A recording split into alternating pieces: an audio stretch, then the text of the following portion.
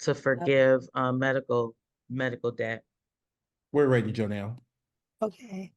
Hi, Hey, Jonelle. It's Tamala, how are Tasha. you? Hey, Tasha, good. how How are are you? you? I am good. I'm good. It's You just, look good. thank you. You always look good. Thank you. Okay, so let's just dive right on in.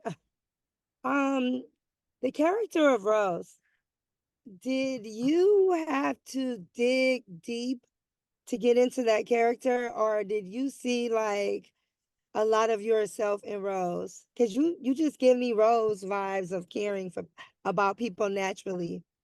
I definitely do naturally care about everyone's safety and health and well-being. And I get that from my grandmother. Um, which is why I was attracted to doing this movie, because this entire movie reminds me in all these different characters, all different pieces of my grandmother, how giving and how open she has was always to people, strangers. She never met a stranger, you know. Yeah. It was really deep and it was really serious. This is more of maybe a more serious side besides, some of the Lifetime movies I've seen. But with you, like, because you're always getting smart and, being sassy. And now just to see you like, okay, let's pull it together. It's a very serious cause on the line. Yeah. Yes. So Um, it resonated with what's really going on in the world today. yes. And I really feel that what's going on in the world today, it has been very hard for everyone. You know, the pandemic really did a doozy on people's mental health. It upset a lot of homes, and people have become more defensive and more closed, and no one knows what's going on with you, you know. So I hope that this movie inspires people, because Ed, the one who plays the father, that Alan Richardson plays, he never said anything. It was a journalist that wrote the story and put it in the newspaper. And why Sharon, played by Hilary Swank, was able to pick that up and say, "Oh my God, this family needs help." You Right. know, the wife passed away from a rare liver disease, and now the baby has the same rare liver disease, and they have Yeah. all high hospital bills. And instead of him being open, which is what's happening with a lot of people of today, and not saying anything, he closed everything in. But it Yeah. took that story and that woman to read it to say, "I'm going to do something. I'm going to do something about this. We're going to help them," you know? And I feel that people should be more vocal about what's going on so that they could get help as well. I think that's a men thing too, with the pride, because True. of the cancer doctors, he said men's make the worst patients. And he said, especially Black men, because they don't want to tell anybody, they don't want to get any help, and then they don't get the support that they need. They say Right. closed mouths don't get fed. It's And maybe the embarrassment of him, being a man. I kind of thought about that. Like, why was he just all mum's the word? Like, no, you know us. We like, we got to rally together. We about to get on the phone and the telephone game is on. Okay. But yes. men are just like, I'm not doing that.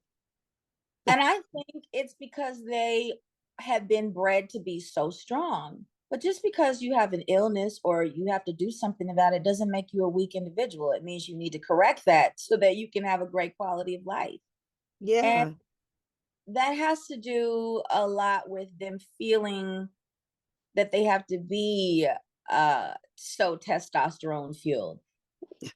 It's okay to have some sort of softness about you. You actually Yeah. need to have compassion for others, you know? And, Right. I think that men are becoming more aware that they have that. And they are, from what I've been able to see, they are starting to recognize that they do need to buckle down and let some of that testosterone leave, and let's handle some business here, you know. They Um, say men are the new women. They didn't use the word women. They used the B word. oh my goodness. I don't want to say that about the I men. know, I I know. don't. Y'all I getting I more like them. vulnerable. They need Yeah. to, because for so long they haven't had, and they've suffered in silence. So Yeah. I don't want you to be a B word, but I do want you to be vulnerable enough to say, I feel this way and my feelings are valid. And then you Right. go on and do your macho-ness. But let us in, because that is something women have often complained about when talking to their man. You don't let us in. No So call them communication. words if they're starting to let us in. Let's let us in. And you can decipher from what is a B assness, or or you just finally getting in touch with your feelings. We can Yeah. discern, you know. So let's talk about you for a minute now. Okay. In your little personal life, how's everything going with you? The strike is over with, and now you about to be out in the box office, okay? Not on TV, the box office. Are you having a big movie party, movie night? Because I want to be there. No, actually, I have a lot of press that I will be doing up until the day that it releases, and probably after I'll be doing press. So and I saw the movie and I hate watching myself. I really do. But Why? So cute. I pick myself apart. I don't like, oh, I could have delivered that line better. Oh, girl, you could have, I don't know, you could have done that differently. It's okay. All artists do it. We Yes, all that's true. That's true. but I'd rather not watch me. I like to move on and focus on the next, On the next. yeah, because you get too involved in the way your angles are and all that stuff. I feel like you lose the magic when you perform if you're worried about all that Yeah. stuff. So I don't like watching me. That's true. What was the biggest obstacle for you during during the strike, period? It started with the writers, and then I was like, wait a minute now y'all getting a little carried away. But it It was, I guess, necessary, right? it was definitely necessary, and we're still not done. This deal is temporary, only for 3 years. So Okay. we still have a fight to fight. And I think we're all in it to win it. So yeah, but the strike was nothing for me. I'm like, oh, it's another shutdown.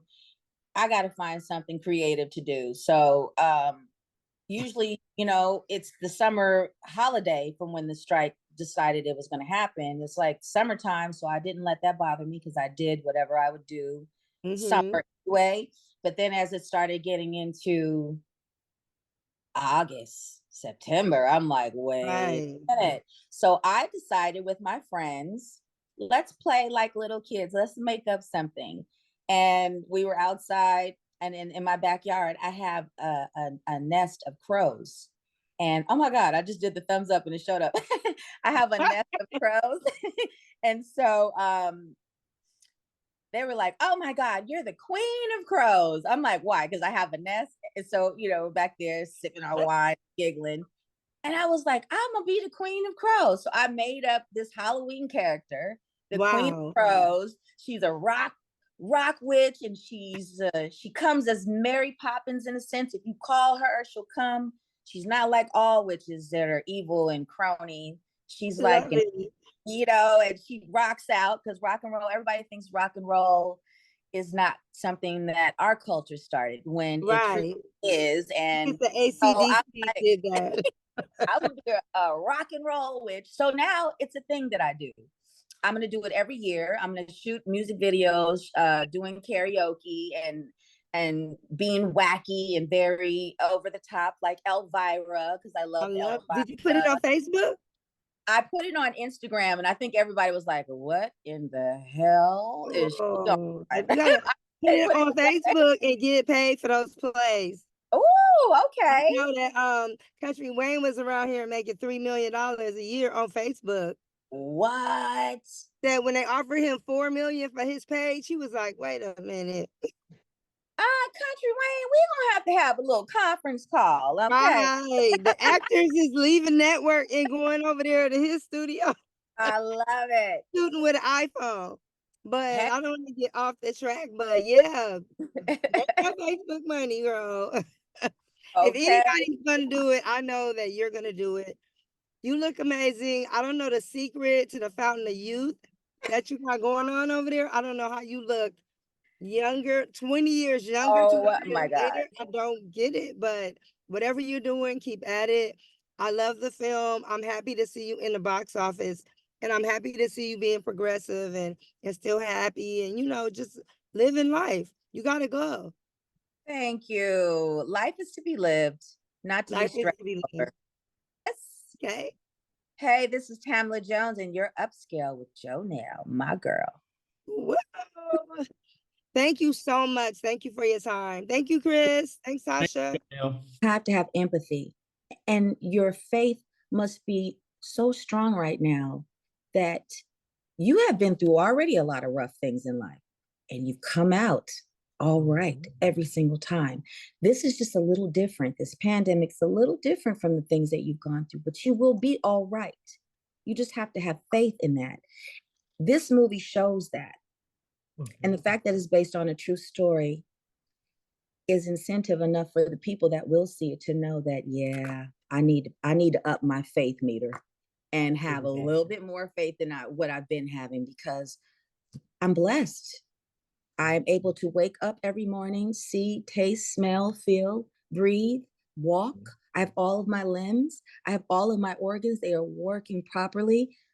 Things may not be what I want them to be right now, but this too shall pass. I just have to persevere and push forward and do the best I can. And the best way to take the pressure off of you is to become an ordinary angel and do something special for somebody that you don't even know, something so small. Just try it. I promise you, you'll start feeling a little bit better every time you do it. You can follow me on Instagram, Tam Jones and the number 1, or you can follow me on X, which used to be Twitter, Tamala Jones.